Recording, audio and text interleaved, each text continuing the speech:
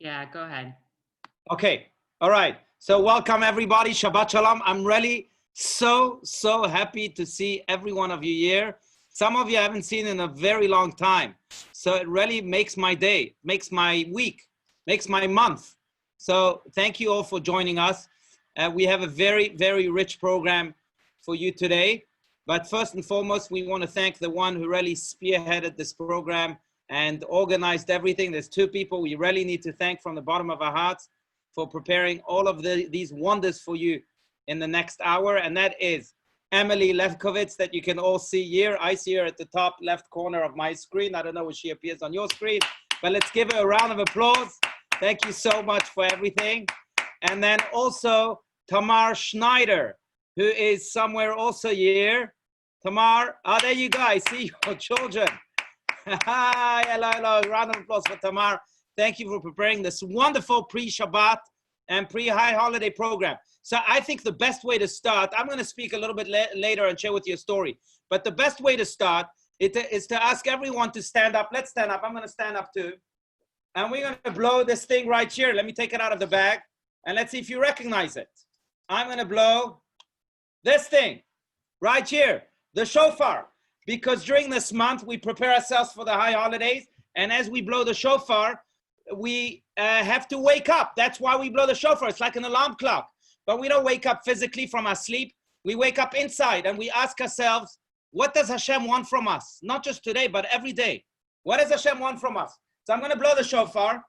And as you hear the shofar through Zoom here, then think about, what does Hashem want from me now, tomorrow, and every day? Okay, are we ready?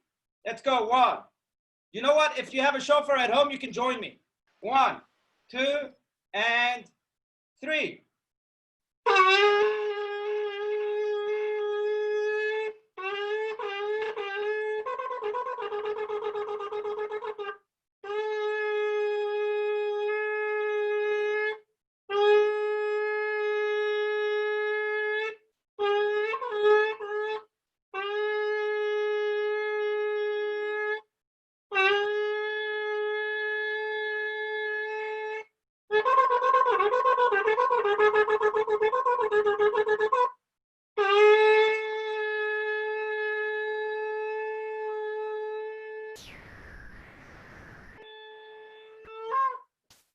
All right. Okay, you may be seated now. And I hope everyone is thinking not just what I want for myself, but what does Hashem want from me each and every day. I'm going to give it over now to Emily.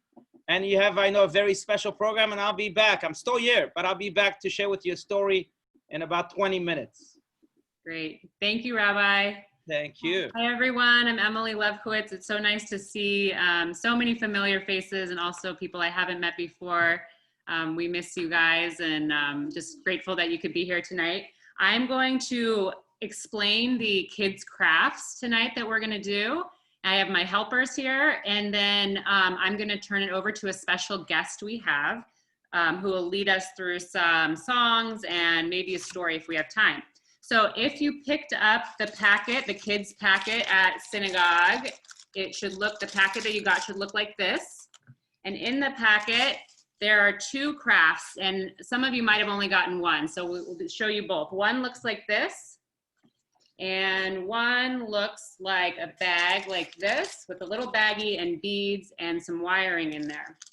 So tonight we're making things to adorn your Rosh Hashanah table. So all you'll really need are these 2 items, and then if you have markers or crayons, grab those, and you'll be able to work on this during the program. The first, though, is this card that you have here, and all you need to do is color in the little vases that you see, and each one, you'll write a name on it for the person that will be sitting at the table. This will be their name place card. And then once you color it in and write their name, you'll see they all have boxes around them. You'll cut it out, and if you have a little vase at home, I used an old spice jar that I had. You can put flowers in it. You can put the person's name on it, tape it to it, and it can sit right in front of their plate for Rosh Hashanah. Or if you don't have a little vase, you can just put it right on top of the plate or somewhere on the table. So that's the first craft. And you can go ahead and start coloring if you'd like. And then the second is we're going to be making napkin ring holders. Can you see? So in your bag, in this bag that you'll have, oh, thank you. I'm kind of sick of looking at myself, Rabbi. You know, all this zooming is just terrible for. I can see myself. You can see yourself too. Yeah. Inside the bag, you'll have a wire. You'll grab your wires and just string the beads on there. Inside the bag, there's also a really cute bee charm. And you'll wrap the wiring. It's easy to just wrap it and the beads will attach itself together. And then you can use it as your napkin ring. And so what we're gonna do is you'll work on those during the program. And in the meantime, I'm gonna introduce you to our special guest. His name is Benny Hershkovich, and he is here all the way from Cabo San Lucas, Mexico. So Benny, if you're here, it's your turn. There I am. What's going on? Hey, everybody. What an honor. What an honor to be online with such a legendary community. We get people every so often from Arizona, and they can't stop talking about your synagogue, about your amazing community. So what an honor it is to be here. And if any of you guys ever make it down to Mexico, you come and pay me a visit. We got that mess behind us, so the kids ask questions. All right, Shabbat Shalom to everybody. I'm gonna start. I got my little trusty guitar. That little fuzz in the corner is my mic. I apologize. Hey, sit back down. Hey, don't move. I'm just kidding. It's a mic. It's not alive. And we're gonna start with a Shabbat song. Maybe you guys know it. I don't know. If you guys know it, you can sing it while you do this amazing activity. You guys hear me? Can you hear the guitar? Here we go. Shalom Aleichem, Malachei Hasharet, Malachei Elyon,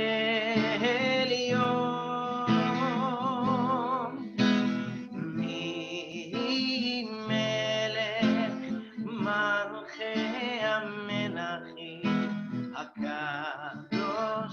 Hakadosh Baruch Hu. Shalom Aleichem, Malachei Hasharet, Malachei Elyon, Mi Melech Malchei HaMelachim, Hakadosh Baruch Hu. Shalom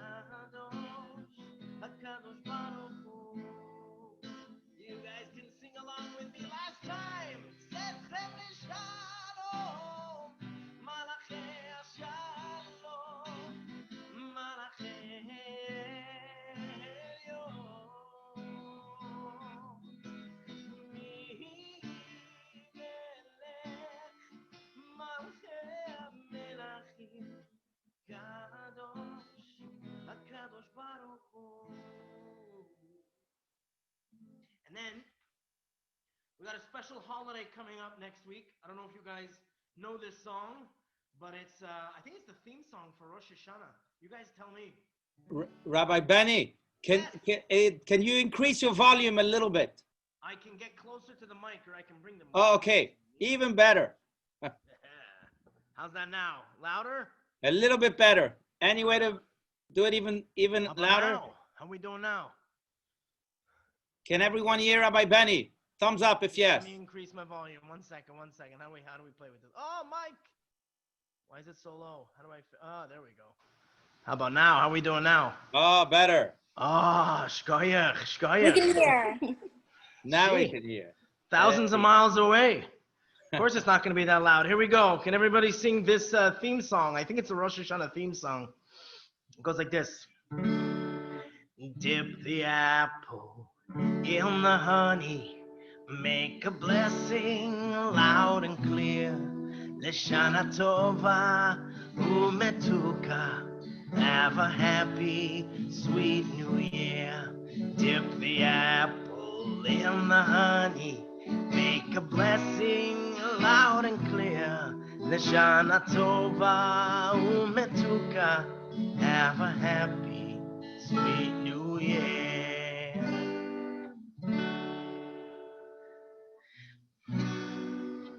How about this? Ooh, this is a good one. This is one of my favorite songs. I don't know if you guys know this. Adon Olam Asher Malah B'terem kol Yetzir Nivra Le'et Nasa B'hefzo kol Azai Melech שמו נקרא ואחרי ככלות הכל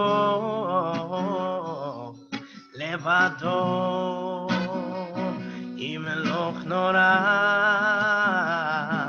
והוא היה והוא הווה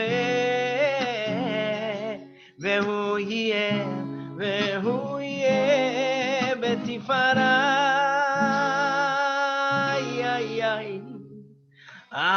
אדון עולם אשר מלך בטרם כל יציר נברא לעת נשא בחפצו כל אזי מלך שמו נקרא ואחרי ככלות הכל לבדו ימלוך נורא והוא היה והוא הווה הוא יהיה בתפארה אדון עולם אשר מלך בטרם כל יציר נברא לעת נשא בחפצו כל אזי מלך שמו נקרא ואחרי ככלות הכל לבדו ימלוך נורא והוא היה והוא הווה בתפארה והוא היה והוא הווה בתפארה והוא היה והוא הווה בתפארה והוא היה והוא הווה בתפארה.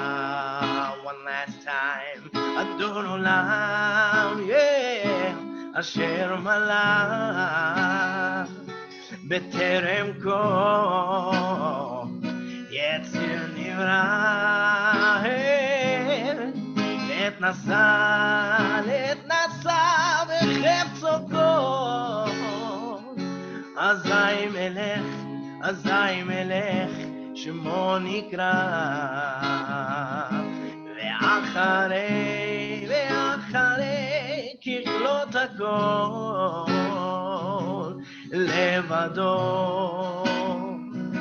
ימלוך נורא והוא היה והוא הווה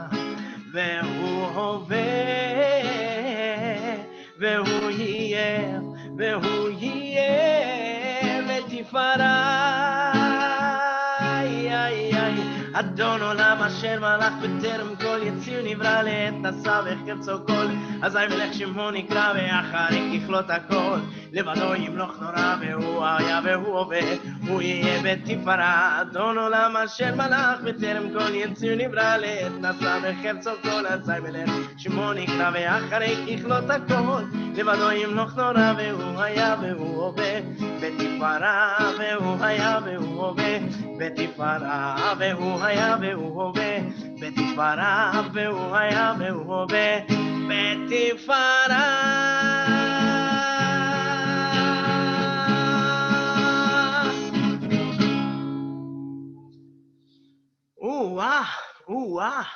So how does it go? You guys have synagogue by you guys? Because we haven't had synagogue in months. That's all I do. I just sing at home. So either I'm singing with a webcam or without a webcam, but that's all I do a whole day. We study and we sing. We had a great hot summer here in Cabo. It's very, very hot. It gets humid. It's not that much like Arizona. But I believe this is one of the first times that I've ever heard that we're an hour ahead of you. So that's exciting. All right, here we go. Let's do another song. You guys might know this.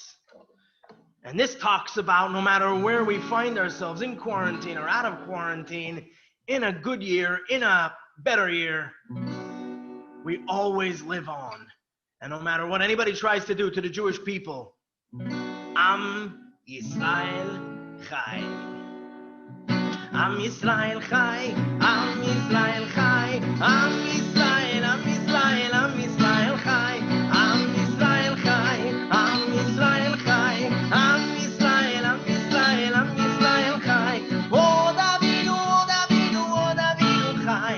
Oh Davinu, oh Davinu, oh Davinu Chai. Oh Davinu, oh Davinu, oh Davinu Chai. Oh Davinu, oh Davinu, oh Davinu Chai. Oh Davinu Chai. Oh Davinu Chai. Oh Davinu, oh Davinu, oh Davinu Chai. Oh Davinu Chai. Oh Davinu Chai. Oh Davinu, oh Davinu, oh Davinu Chai. Am Yisrael, Am Yisrael, Am Yisrael Chai. Am Yisrael, Am Yisrael, Am Yisrael Chai. Oh Davinu, Am Yisrael Chai. Am Yisrael, Am Yisrael, Am Yisrael Chai. Whew. Let's do one or two more songs. And if anybody have any requests, I love singing songs as long as I know them. As long as it's a good Jewish classic song, I probably know it.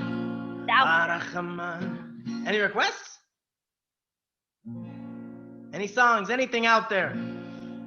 Okay. Barachaman. What was that? Can we please sing Bim Bam? Boom Bomb? What was that? Bim Bam. Bim Bam. Oh no, I don't know Bim Bam. How does that go? Maybe you can help me?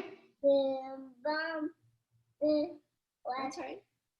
Bim Bam. What? I'm gonna guess that's not on Avram Fried. Or maybe it is. I just didn't get that album. I don't know. Mordechai Ben David? It's a Shabbat Shalom song. A Shabbat Shalom. Ooh, that's a Another good one. Shabbat Shalom. Here we go. Shabbat Shalom. Hey, Shabbat Shalom. Here we go. Everyone gonna sing along? Shabbat Shalom. Shabbat Shalom. Shabbat, Shabbat, Shabbat, Shabbat Shalom. Shabbat Shalom. Hey, Shabbat Shalom. Shabbat, Shabbat, Shabbat, Shabbat Shalom. Shabbat, Shabbat, Shabbat, Shabbat Shalom. Shabbat, Shabbat, Shabbat, Shabbat Shalom. Shabbat Shalom. Shabbat Shalom. Shabbat, Shabbat, Shabbat, Shabbat Shalom. Shabbat Shalom. Shabbat Shalom. Shabbat, Shabbat, Shabbat, Shabbat Shalom. Ooh. Lecha Dodi. Which Lecha Dodi? Anybody want to sing a Lecha Dodi? Any Shabbat candles? I don't know these songs. Let's do this. Here we go. Here we're gonna sing Oseh Shalom. Is that okay? Yes. Oseh Shalom bimromam. Hu yaseh Shalom aleinu ve'al kol Yisrael ve'imru amen. Oseh Shalom bimromam. Hu yaseh Shalom aleinu ve'al kol Yisrael ve'imru amen. Yaseh Shalom. Yaseh Shalom, Shalom Aleinu ve'al kol Yisrael. Yaseh Shalom, Yaseh Shalom, Shalom Aleinu ve'al kol Yisrael. Yaseh Shalom, Yaseh Shalom, Shalom Aleinu ve'al kol Yisrael. Yaseh Shalom, Yaseh Shalom, Shalom Aleinu. ועל כל ישראל יעשה שלום, יעשה שלום, שלום עלינו ועל כל ישראל. ירושלים, ירושלים, ירושלים, בירושלים, בירושלים, בירושלים, בירושלים, בירושלים.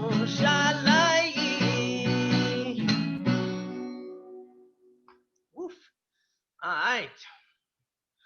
Any other songs? Here in Cabo, the sun's going down. It's going to be Shabbat in about a half an hour. How about you guys? You guys have probably another hour left to Shabbat or something? So I'm going to tell you guys a quick story if I can. I don't know if this was on the schedule. I'll tell you guys a quick story. And the story goes, I'm out here in the boondocks. I'm out here at the end of the world. There's a little tail at the back of Mexico that goes down for about 1,000 miles into the Pacific Ocean. And Cabo San Lucas is right at the bottom of that little tail. It's where the ocean, the Pacific Ocean, and the Sea of Cortez meet, just a few blocks away from our home. It's really, really beautiful, but there's not a lot that goes on here. We don't have a big Jewish community like you kids have, a big, beautiful community like I see here on Zoom. We get some Jewish tourists. We have a couple of Jews that live out here, a few people that try running away from their homes and their families and their communities, and they think that they're running away from their heritage and their people. But little do they know that this guy right here on the camera talking to you is out to get him. And so I get in my car and I go to the supermarket and I hear a name, Goldstein. I'm like, what? Goldstein, you live here? Get into shul.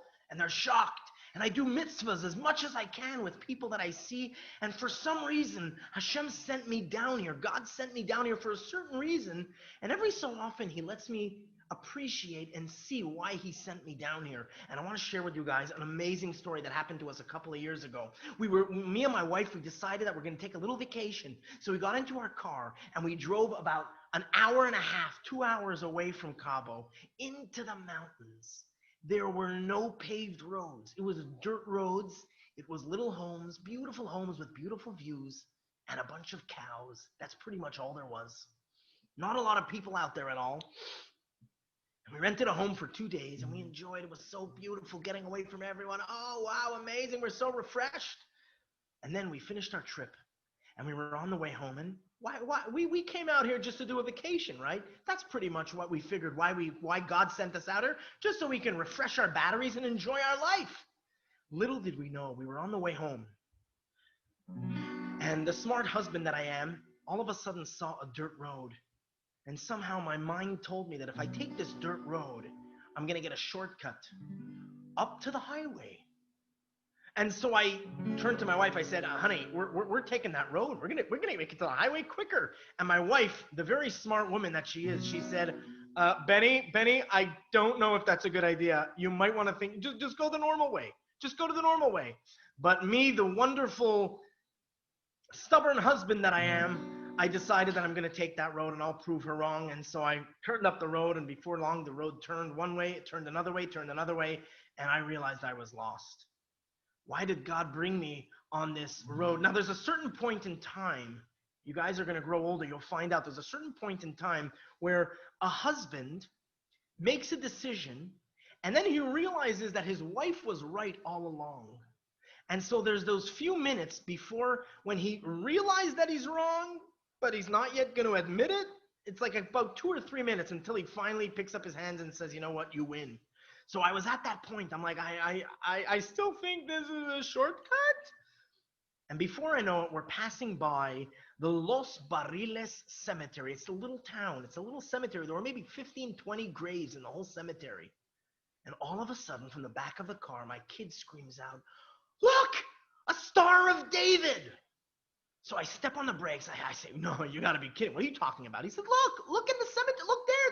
There's a stone with a Star of David on it. I couldn't believe it. I got out. I took my camera. I zoomed in. I took a picture. I looked back at the replay of the pictures. I zoomed in. And there's a guy named Alan Gordon who had passed away in this little town of Los Barriles just a few years earlier. I couldn't believe it. I ran up to the grave. I said a chapter of Psalms. I said a little bit of Torah, whatever I was able to, whatever I had on hand at that moment. We ran home. We finally made it back to the highway. I admitted I was wrong. We got home. I went in the computer. I looked at the English date when Alan Gordon passed away. I looked at what day was it when he passed away in Hebrew. What day is his yahrzeit? And sure enough, the 4th day of Tevet. He passed away just a few years earlier. And so I realized that every area we are, every inch where we find ourselves, we might think we're lost. We might think we're found. But God put us there for a reason. And I realized that God took me on a 2-day journey. He made me get lost in the back roads of Los Barriles with the cows, just so I can find a grave of a Jewish guy who passed away a few years ago and didn't have anybody. I can't believe he ever had anybody that would go to his grave and make a prayer. And so every year, I get in my car on the 4th day of Tevet, or whenever I'm around that day, as soon as I'm able to, I go up to his grave and I find that little back cemetery in Los Barriles, and I go to the grave of Alan Gordon and I read a little bit of Torah. I read some Mishnayot. I say a chapter of Psalms in memory of his beloved soul. And all of you guys, you should all know that wherever you find yourselves in life, there's a reason. And if you open your eyes and you open your ears and you try to find that reason, why did God put you at that moment in that place? You'll discover it. Shabbat Shalom, guys. I hope to see you guys someday soon. Maybe I'll have to come up there for a visit someday. Absolutely. Thank you so much, Rabbi Benny. We are waiting for you to come here to Scottsdale. You were inspiring, fun, educational, everything that we hoped for. You were and more. So thank you so much, Rabbi Benny. Hopefully we'll have you again and again. No worries. Shabbat Shalom. I'm just rushing here. So Shabbat Shalom, guys. All the best. Thank you. Thank you. Bye-bye. Shana Tova. Shana Tova. Shana Tova u'metuka. Bye. Thank you so much.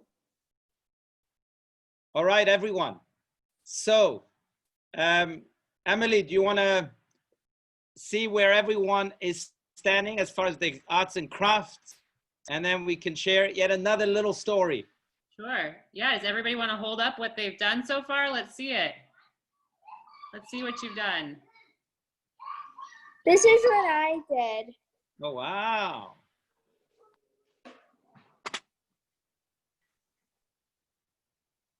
Huh. It's so beautiful. Wow. I can see so many pieces of art. Let's give everybody a round of applause, actually. This is really beautiful. Wow. Wow. Okay, very nice. Okay, if you haven't finished, you can continue to work on it. You can continue to work on it. I'm going to share a little story that I think shares with us maybe the most important message of Rosh Hashanah, and maybe even the most important message of life. So this is a story I heard directly from an Israeli general, an IDF general who was in many wars. He was also at the raid of Entebbe in 1976, those who remember that. And he led many, many troops in risky areas in Israel and outside of Israel. His name is Efi Eitam. He eventually became the general of the Golani unit and later also became a prominent politician in Israel. But Efi Eitam once shared a story that I heard again from him directly, how he was on vacation one day from the army and he had decided to go to Alaska, very far away in Alaska. In fact, he went so far away in Alaska that a helicopter to go and take him to that place and then drop him with a few friends so that they can go fishing in that place in Alaska. They had a tour guide with them. And at one point, after they were dropped in that remote place, the tour guide said, look, you guys can go this way. I'll go with a bunch of you this way. I just want you to know that this area has a lot of bears. And if you see a bear, what you have to do is stand still, because bears will attack you if you try to walk away, or even worse, run away. So what you have to do, if you see a bear, is stand still and tell the bear by looking at his eyes, this is my place. These are my fish. Go away from here. If you do that, there's a good chance that the bear won't attack you. Tam was left all by himself, without his tour guide now, without his friends. It's lunchtime. He's hungry. What does he do? He takes out a little tuna can that he had brought with him to eat because he knew he was going now fishing for a few days. He needed some food. He takes out his tuna can, opens it up. As soon as he opens it up, he looks around and who's there? Can you hear me, everyone? Yeah? Can you hear me? Thumbs up? Yeah? Okay. So he opened up his tuna can. He's about to eat it. He turns around. Who's there? Who's there? A bear. A bear that looks vicious. A bear that looks like he's hungry. A bear that looks like he wants to attack Tam, this big Israeli general. Tam's instincts tell him, I better run away. But he remembered what his tour guide told him, and he turned to the bear and he said, this is my place. These are my fish. Leave me alone. Go away. And the bear then stood up, and then he saw the grandness, the might of this bear. And he thought that this is it. He's going to die. Even if he runs away, the bear's going to catch him. If he climbs on a tree, the bear's going to catch him. So again, he tries one last time and turns to the bear and he says, this is my place. These are my fish. Leave me alone. Go away. And miraculously, the bear starts turning around and he goes away. A few days later, he reunited with his tour guide. And Tam tells his tour guide, you won't believe what happened to me. Just a few days ago, I was having lunch, took up my tuna can, and I see a bear. But Billy tells his tour guide, I listened to you. I was almost about to run. I was very afraid. Nothing in life, I went through wars. I went through the most risky operations, but nothing in life made me so afraid. But I listened to you, and a miracle happened. The bear went away. But you have to explain this to me, tour guide. Does the bear speak English? Does he know what I was saying to him? Can you hear me? Because I know like the internet connection. Okay, so he says, does the bear understand English? Like, how come he actually went away? And the tour guide says, no, he doesn't speak English.